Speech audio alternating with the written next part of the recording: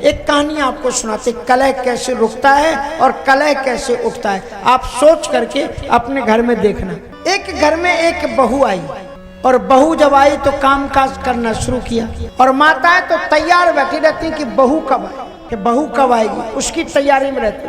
अब महाराज बहू आ गई, चाहे भले ही सासू जी की अवस्था 40 ही वर्ष की है अभी, और बहू जहां से आई त्यों ही उनके घुटनों में दर्द शुरू हो जाता है और बैठ जाती हैं। अब तो बहू सब काम करेगी, अब हम कुछ काम नहीं करेंगे। और एक बात आप नोट कर लेना कि जो गाड़ियां रोडों पर नहीं चलती वो गैरेज में खड़े खड़े ही खराब हो जाती है। जो माताएं बहनें घर में काम नहीं करते हैं, जो भाई बहन काम काज नहीं करते, बैठे ही रहते हैं, उनके गोड़ों में दर्द जल्दी शुरू होता है।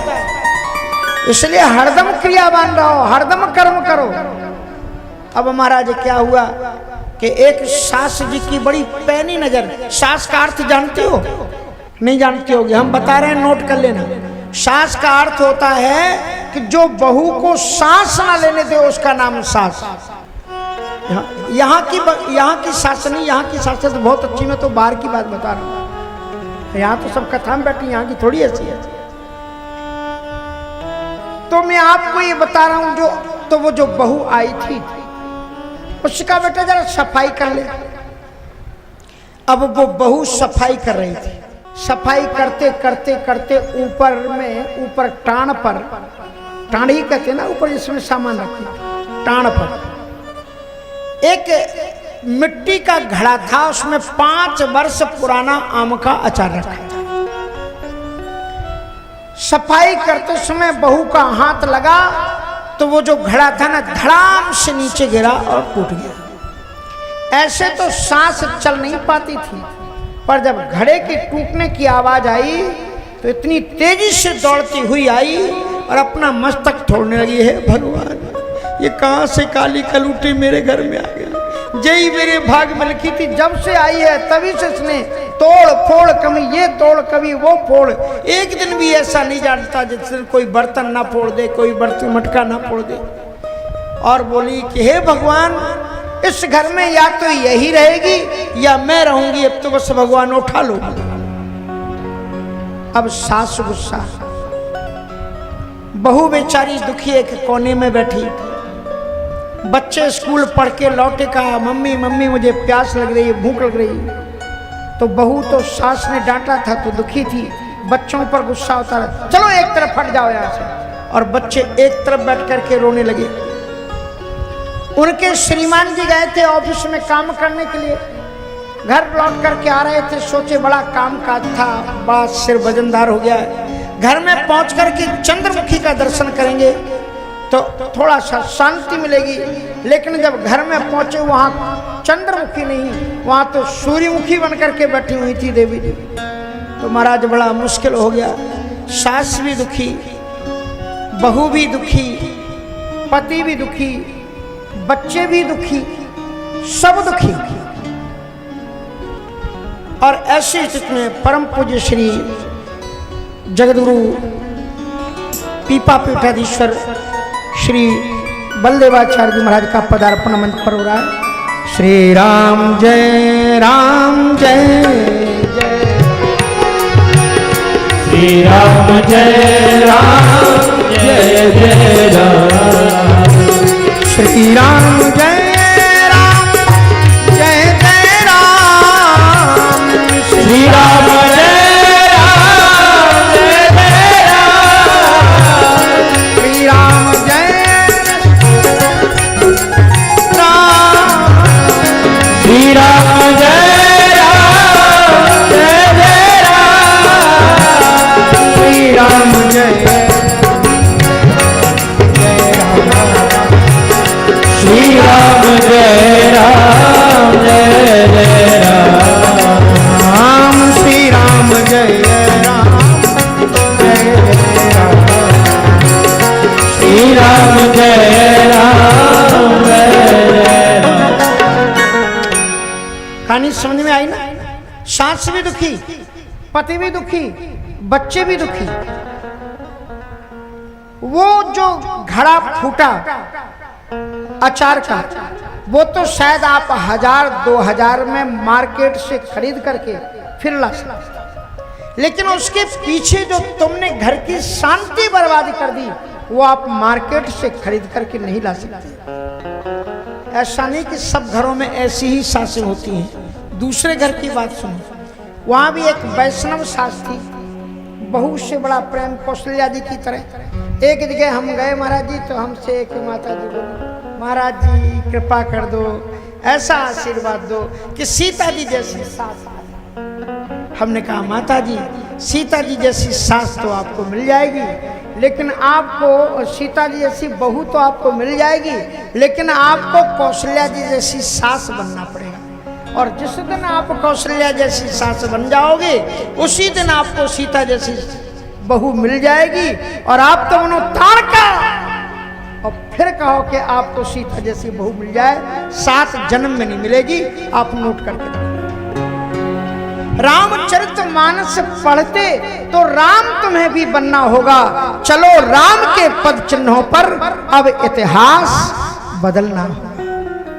रामायण पढ़ते हो तो थोड़ा सा रामायण का आचरण, आप जानते हो मैं लगभग 37 कंट्रियों में जाता हूँ, सभी जगह एक से बढ़कर के एक ग्रंथ हैं, लेकिन रामायण जैसा ग्रंथ दुनिया के किसी न धर्म में है और न किसी देश में है। आप कितने बड़े धनी हो कि रामायण जैसा आपके पास में ग्रंथ है। फिर भी अगर आपके जीवन में चरित्र की दरिद्रता रहे, उदारता की दरिद्रता रहे, दैन्यता आपके जीवन में आए, तो आपसे बड़ा दुर्भाग्यशाली और कौन हो सकता है।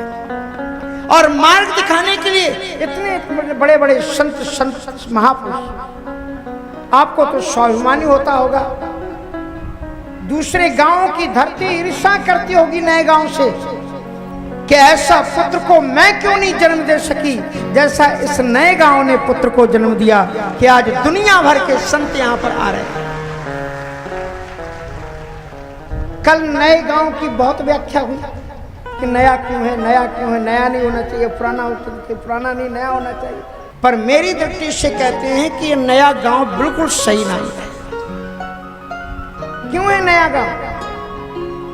श्रीमद् भागवत में परीक्षित महाराज भीष्म पितामह जी प्रार्थना करते हैं, रति रस्तु में नवद्या, हे गोविंद आपके श्री चरणों में मेरी रत्न नित्य नूतन हो। तो नए गांव का मतलब है ऐसे संतों के प्रभाव से, सिद्ध बाबा के प्रभाव से जहां, और नए गांव का मतलब आप केवल इस गांव को मत समझ लेना, क्योंकि यहाँ कम से कम 50 गांव के लोग बैठे होंगे। हाँ, ये केवल नए गांव की बात नहीं है, हम पूरे क्षेत्र की बात करते हैं, और पूरे क्षेत्र को ऊर्जा देने वाला ये नया गांव है। और जहाँ के लोगों के दिल में भगवान के प्रति नित्य नई भक्ति उद्भूत होती रहे, उसी का नाम नया गांव है, और नित्य निरंतर। एक चीज का जो मैं चिंतन कर रहा था वो मैं थोड़ा सा बता दूं। महाराज श्री बैठे हुए, आप आसपास के और गांव में घूम आइए, लेकिन ये जो नजारा है पहाड़ का, जैसे हमारे वृंदावन धाम की जो शान है वो कौन है? ब्रज की श्री गिरिराज जी महाराज। ऐसे ही यहाँ की शान पूरे क्षेत्र की शान है। यहाँ के जो गिरिराज जी आपके सामने, जिनके तलहटी में आप बैठे हुए, क्या ये आपको बात नई नहीं लगती? और जगहों से जाओ तो आपको नई नहीं लगती। इसलिए ऋषि मुनियों ने इसका नाम रखा नया गांव। ये सबसे हट करके है, नया है। ये सबसे बढ़ करके है, नया है। ये सबसे चढ़ करके है, इसलिए नया है, अद्भुत है, इसलिए हरदम नया है। तो मैं आपको बता रहा था वो सास, एक और सास थी। तो वो सास बेचारी एकादशी का व्रत करती थी। उसके भी घर में बच्चे का विवाह हुआ, बहू आई, बड़ी प्यारी बहू, अच्छे संस्कारवान बहू थी। एक बात आप नोट कर लेना, और वो नोट करने की बात यह है कि मैंने एक बार एक पेपर में पढ़ा था कि जिस लड़की को आप अपने घर की बहू बनाने जा रहे हैं उसमें 16 गुणों को देखें। I have not remember those gunas, वो पूरे गुण मुझे याद नहीं है, पर 2 चीजें मुझे याद रही, मैं आपको बता दूं। कोई बहुत बड़ी प्रोफेसर ने वो लेख लिखा था, उसने जो 16 पॉइंट दिए थे कि जिस लड़की को अपने घर की बहू बनाने जा रहे हैं उसमें इन इन चीजों को देखें। उसमें एक गुण ये था कि आप पता लगाइए कि जिस बेटी को आप अपने घर की जिम्मेवारी सौंपने वाले हैं, सभ्यता सौंपने वाले हैं, संस्कृति सौंपने वाले हैं, परंपरा सौंपने वाले हैं, वो बेटी कभी कभी रामायण और गीता का पाठ करती है कि नहीं करती है, रिलीजियस है कि नहीं है। दूसरी बात आप ये देखिए उस लड़की में गुण कि वो कभी कभी चाहे सोमवार का करे, चाहे बृहस्पतिवार का करे, चाहे शुक्रवार का करे, कभी कभी व्रत करती है कि नहीं करती है। फर्क क्या होता है रिलीजियस बच्चे में, धार्मिक बच्चे में और जो धार्मिक ना उसमें फर्क क्या होता है?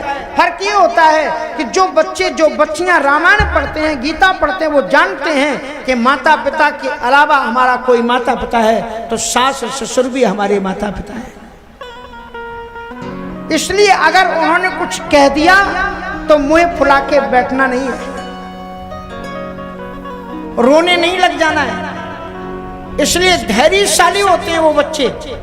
वो चीजें होती हैं जो रामायण को पढ़े हुए होते हैं, उन्हें मालूम होता है, क्योंकि श्रीमद् भागवत में एक बड़ी अच्छी बात कही है ध्रुव के चरित्र में। ध्रुव को चरित्र में ये कहा है महाराज मनु ने ध्रुव से कि ध्रुव एक बार उपासना करके ईश्वर को प्राप्त कर लेना कोई बड़ी बात नहीं है। बड़ी बात यह है कि एक बार जब तुम ईश्वर को पालो तो वो ईश्वर तुमसे कभी रूठे ना, तुमसे कभी छूटे ना, ये सबसे बड़ी बात है। और अगर आप चाहते हो कि ईश्वर ना रूठे तो मनु जी कहते हैं कि इन 4 गुणों को तुम तपस्या करो चाहे मत करो, उपवास करो चाहे मत करो, साधु बनो चाहे मत बनो, पर ये 4 गुण अपने जीवन में रख लोगे तो ईश्वर तुमसे कभी प्रसन्न नाराज नहीं होगा। कौन? का तितिक्षया, करुणया, मैत्र्या, चाकिल जंतुषु, समत्वेन च सर्वात्मा भगवान संप्रसीदति। अर्थ समझे? तितिक्षया, बड़ों के प्रति सहनशील बनो।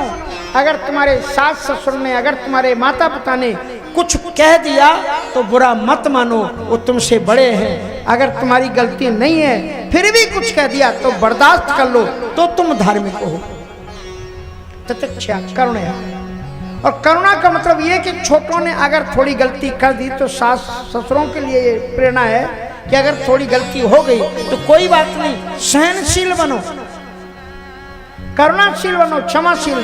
क्षमा बड़न को चाहिए, छोटन को उत्पात।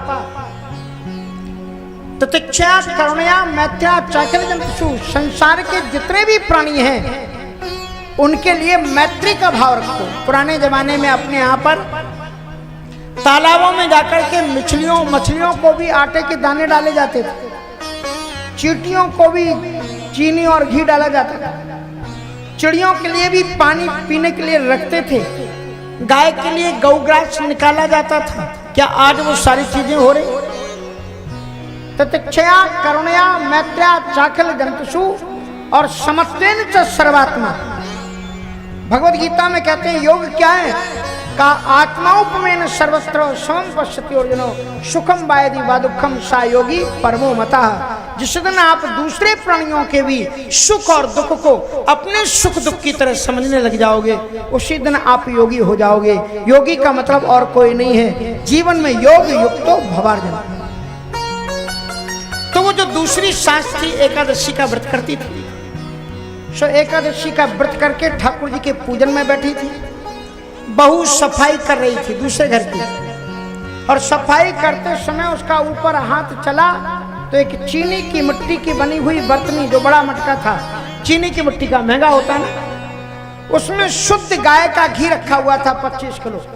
उसका हाथ लगा और वो बर्तन गिर गया, फूट गया, और पूरा जो उसमें घी रखा हुआ था बिखर गया।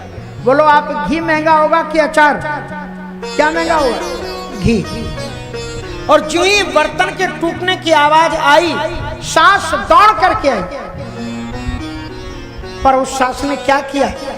आते से ही उसने बहू के हाथ पकड़ लिए, कहा कि बेटा तेरे हाथ में तो चोट नहीं लग गई, तुझे आज क्या जरूरत थी आज सफाई करने के लिए बैठ गई? आज मैं जरा एकादशी का व्रत था, मैं पूजन में लगी थी, चिंता मत कर, तू थोड़ी देर आराम कर ले, मैं ये बर्तन के टुकड़े उठा के फेंक देती हूँ। बहू अपनी सास को धन्यवाद दे रही थी कि कितनी अच्छी सास है। और जब वो जाने लगी तो सास ने बहू को बुलाया, कहा इधर आ, चिंता मत करना, जब मैं छोटी थी ना मैं तेरे से ज़्यादा बर्तन तोड़ फोड़ करती थी, तेरा घर है, तेरे हाथ सुरक्षित रहेंगे, तमाम घी आएगा जाएगा, डोंट वरी, बी हैप्पी, खुश रहो, आनंद से रहो।